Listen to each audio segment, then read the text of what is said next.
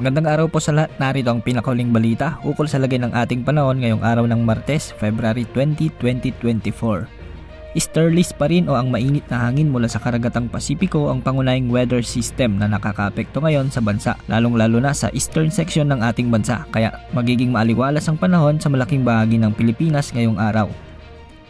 Dahil sa mainit na panahon ngayong araw, posibleng umabot sa mahigit 35 degrees Celsius ang pinakamataas na heat index na posibleng maranasan, lalong-lalo na pagsapit ng bandang tanghali.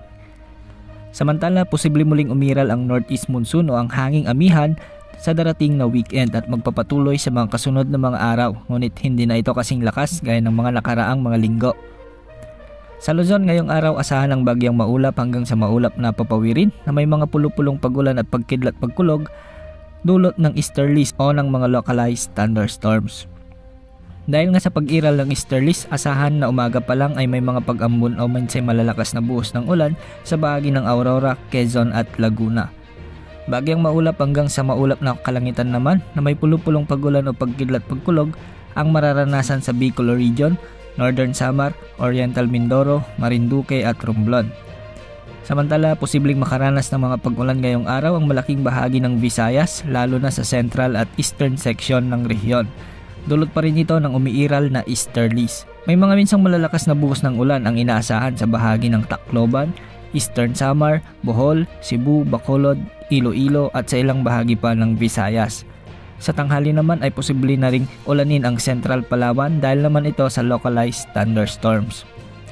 Sa Mindanao ay asahan rin ang generally fair weather conditions sa malaking bahagi nito, maliban na lamang sa Northern Mindanao kasama ang Surigao, Cagayan de Oro, Dipolog at iba pang lugar na makararanas ng posibleng makulimlim na minsan ay may mga malalakas na pag-ulan pagsapit ng tanghali o hapon. Samantala, inaasahang magpapatuloy ang malakas na El Nino hanggang ngayong buwan ayon ito sa Global Climate Models. Posibleng magpapatuloy ang El Nino hanggang sa buwan ng Mayo ngayong taon at posibleng maging neutral na pagsapit ng Hunyo. Para naman sa mga kababayan nating mangingisda at manlalayag, magandang balita dahil walang nakataas na gale warning sa alinmang bahagi ng ating bansa. Ngunit posible pa ring makaranas ang eastern section ng bansa ng mga katamtamang hanggang sa malakas na pag-alon, kaya pinapayuhan pa rin natin ng ating mga kababayan mangingisda o manlalayag na mag-ingat sa pamamalaot o paglalayag, lalong-lalo na ang mga maliliit na sasakyang pandagat. At yan ang latest update sa lagay ng ating panahon ngayong araw. Maging handa sa bawat oras dahil minuto ay nagbabago ang panahon. Ito po ang weather update ng bayan. Maasahan anumang panahon.